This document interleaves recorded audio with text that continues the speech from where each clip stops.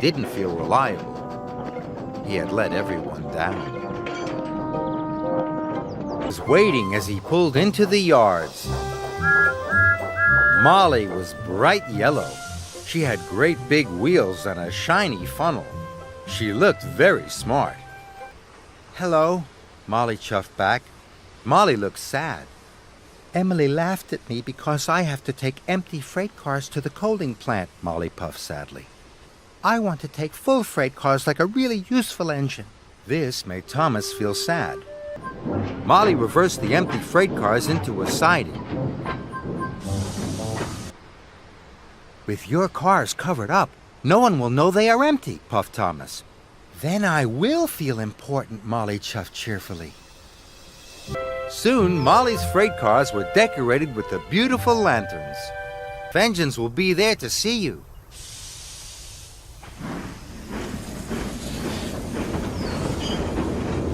The lanterns on Molly's freight cars twinkled like stars in the night. When Thomas and Molly arrived at Abbey Station, Emily, Percy, and Gordon were waiting.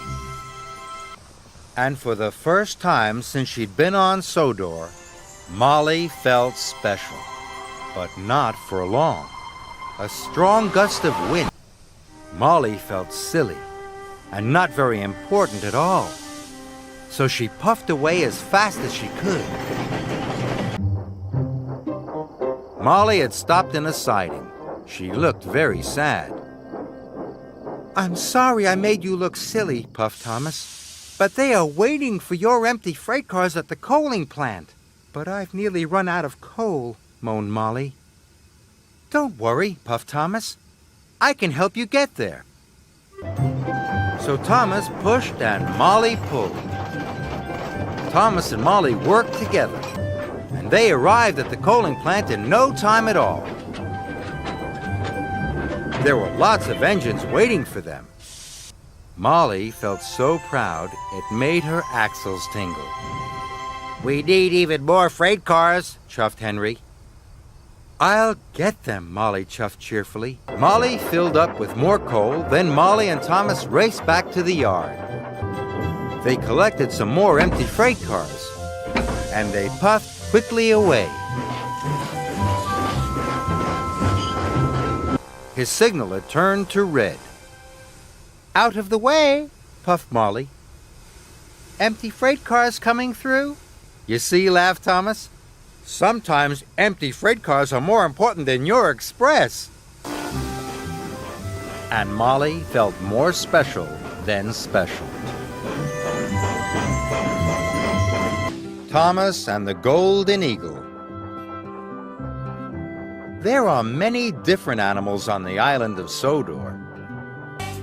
In the dark of night, as the moon shines bright, life is fun here. Today's a special day on Sodor. Big, strong Henry. Winter was coming to the island. It was summertime on the island of Sodor. The engines were very busy. It was summer on the island of Sodor. All the engines were excited. All the engines were battling against the bad weather. It could be in the countryside or in the town. You know what signals mean, where you're going, where you've been, where...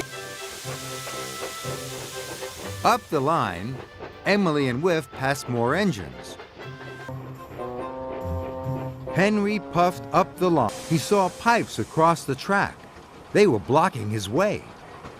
"I thought you were collecting presents," chuffed Molly. "Don't worry," called Rocky. "I'll have the line cleared in no time."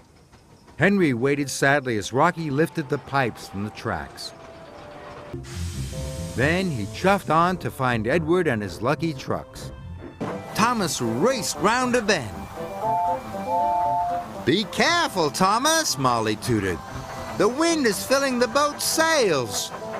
But Thomas whooshed by so quickly he didn't hear her. There would be picnics all over the island. And Ben told Molly. They felt so jolly. Sodor Day arrived. The mayor, Sir Topham Hatt, and Lady Hatt stood by the new tower. It was Jeremy! And over the town of... Out of the way! Empty freight cars coming through.